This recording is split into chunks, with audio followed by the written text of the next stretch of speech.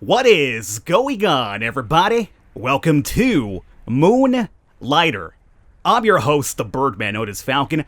I'm gonna preface this video by telling you guys, this game has a ton of promise. This is slated to come out towards the end of the year. Right now we have an early look at the game here, but what little I've played thus far, I have been thoroughly impressed with. I initially saw, images of the game, trailers of the game, and it looked fantastic. It looked beautiful. It's amazing pixel art. I'm a big fan of pixel art games, especially when it's done well.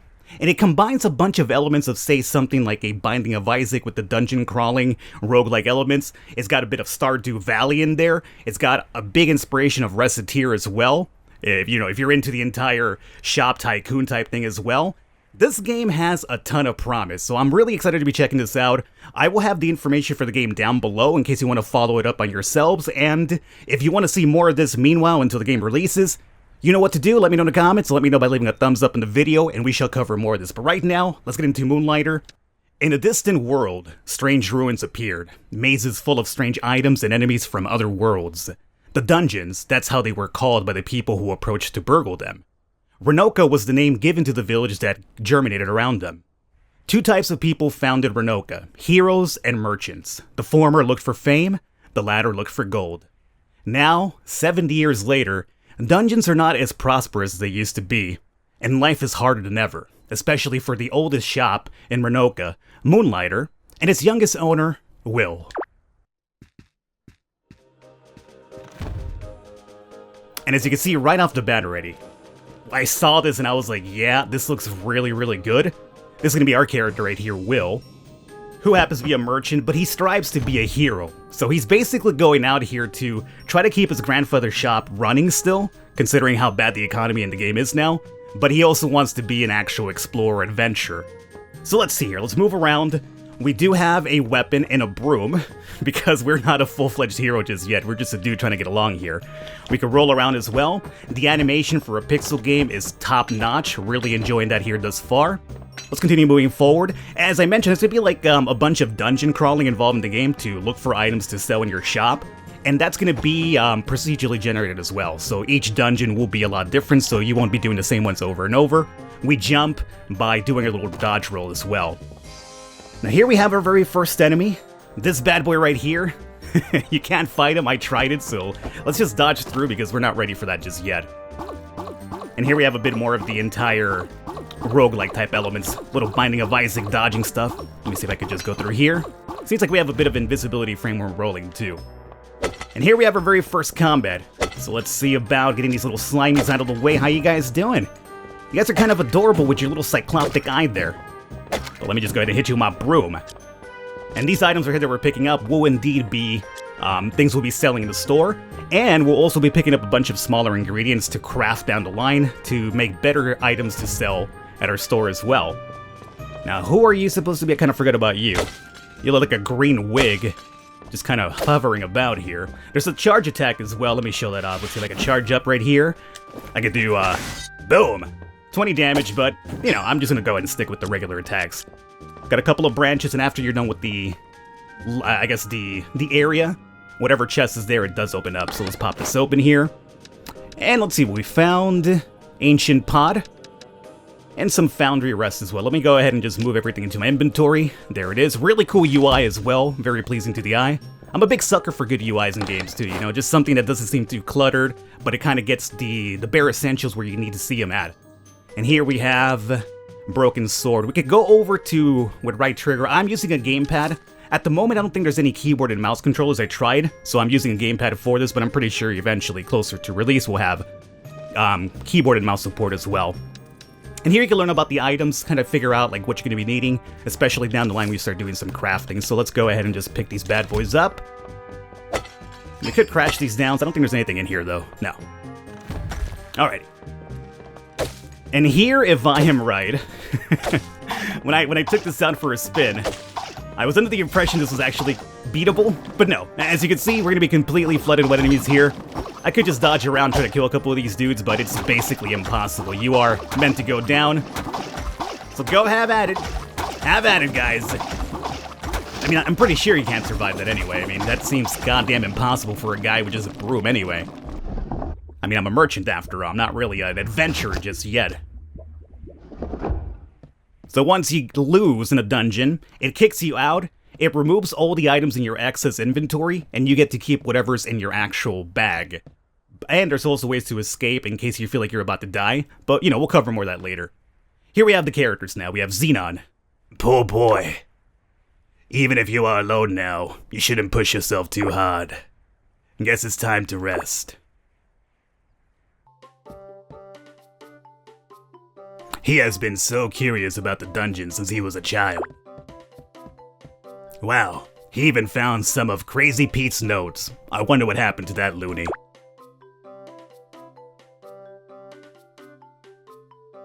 Good morning, Will. How was the little merchant doing?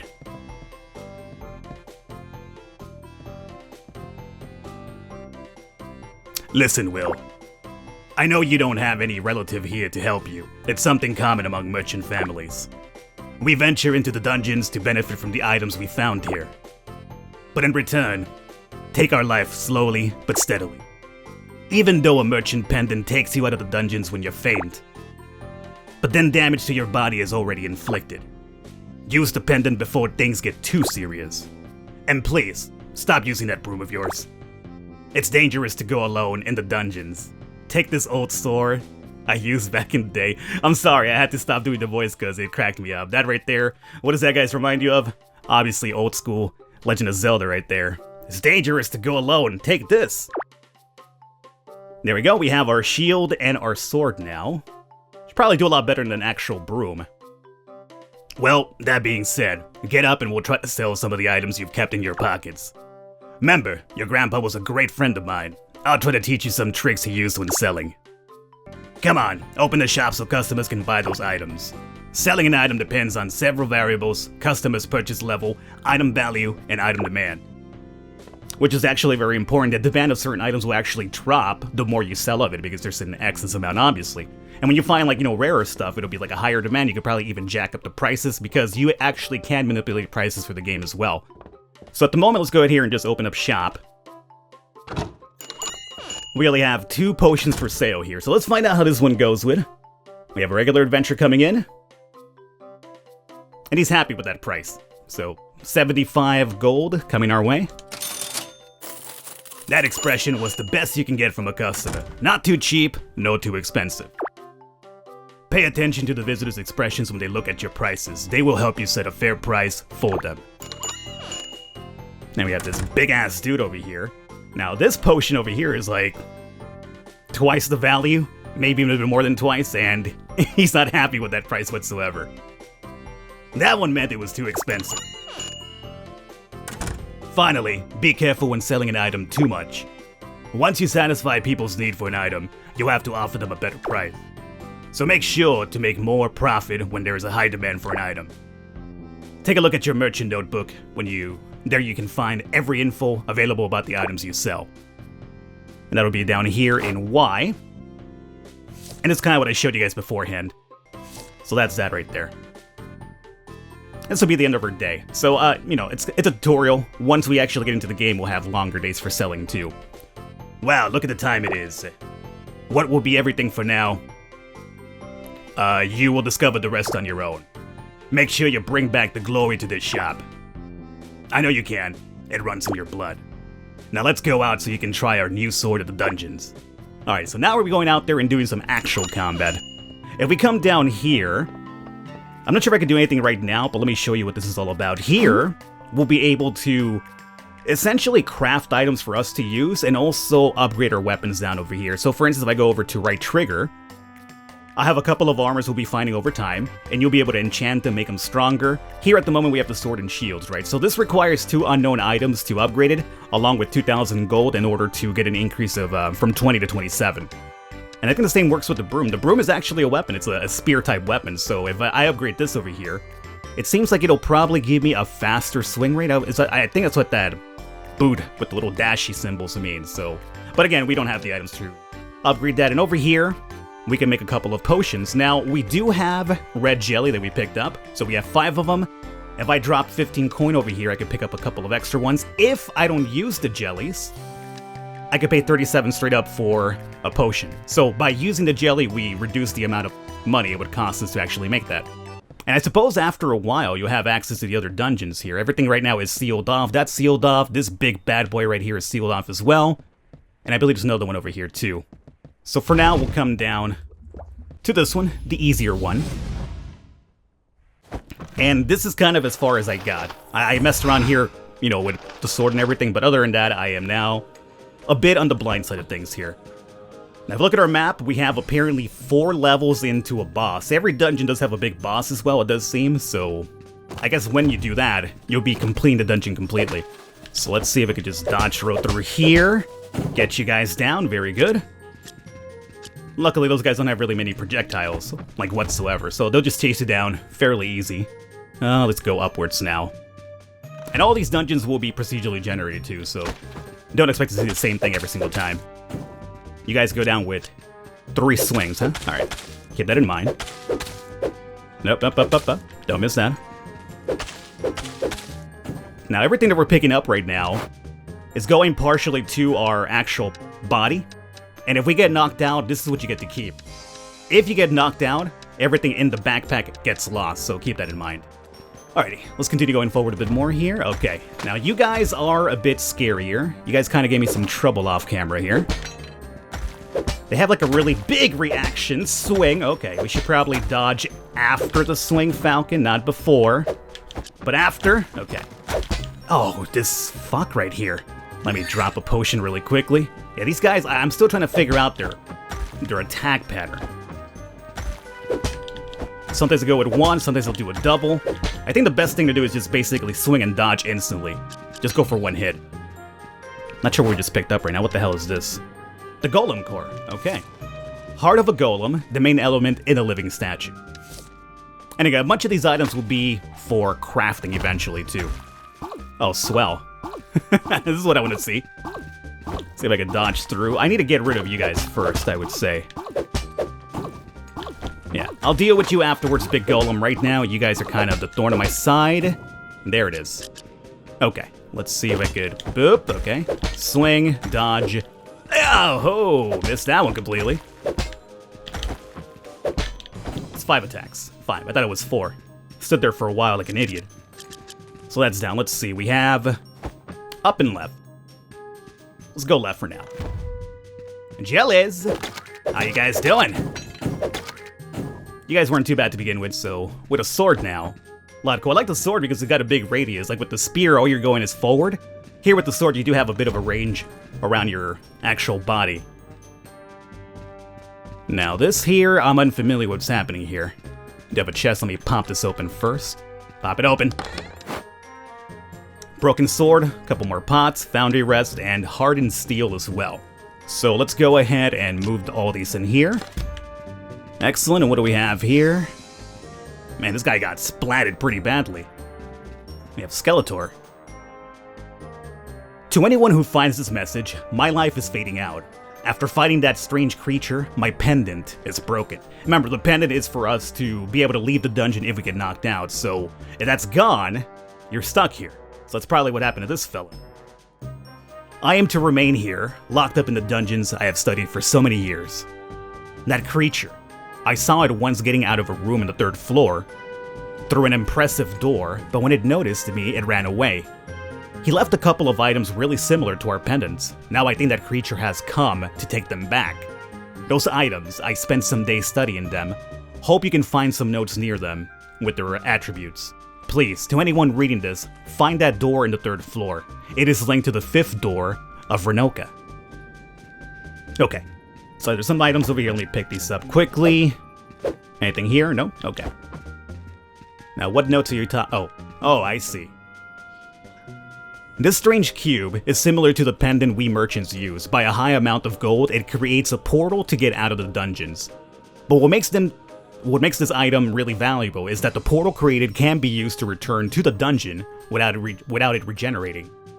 Due to its shape, I've decided to call the other item the mirror. This item seems to have been created to work with the other 2 items, as they require gold to work with items. This item gives the user gold by throwing common items into it. I wonder where to do this. I I wonder where to do this items go. Okay, there's a bit of, I've noticed there's a bit of grammar issues as well, because I've been kind of like reading it and getting myself confused. I'm like, why is that happening? There's a bit of grammar issues on occasions too. Okay, so we now have the mirror and its cube. And that's down here. So the way I understood that was you drop items into that. Dropping an item here will give you some gold, allowing you to use the merchant's pendant. Ah, more gold is required to activate it. And we have the emblem too. Seems to be inactive in closed rooms. Huh. So in order for us to get out of here, we have to throw in 300 gold to activate the pendant. I see. Okay, so let's see. What do we want to throw in here? Fine, let me get 2 hardened steels. That should be enough, right? It's hardened steel. Oh my god, that was actually really, really expensive.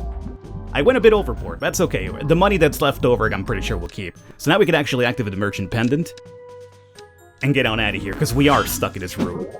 So here it's teaching us about the pendant, the use of it. Okay, cool. Gotcha. And down below it'll tell you everything you killed, chest you got. Let's go to town. Oh man, that looks so awesome. I'm telling you, it's such a beautiful looking game, so comfy looking.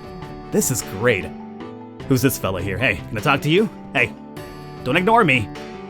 People in Renoka are so used to dungeon items that they have become part of our lives. And food. Alright. What about you? What a town, Renoka. Renoka may not be as prosperous as it used to be. Nevertheless, a lot of us come to visit it and get a souvenir from the dungeon. Yeah, if you survived the dungeon anyway. Alright, so let's go back to our store here. Maybe we could sell some items now. Yeah, hold to open the shop and... Alright, so before we do that, I suppose we probably should place some items down, right? That would make sense. So let's see, place. What do we want to sell? I guess we'll probably have to sell items not too expensive and try to get an idea of what we should be selling them as next time around. So let's do an ancient pot for now.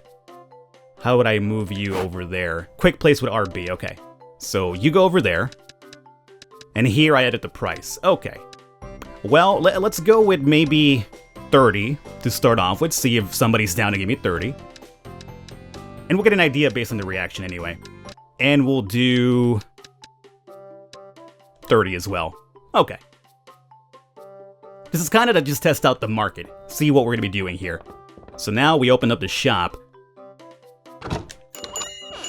So we keep an eye on the reactions, and we'll also try to find out if we could stack items after they're sold to do multiple sales in one shop visit here.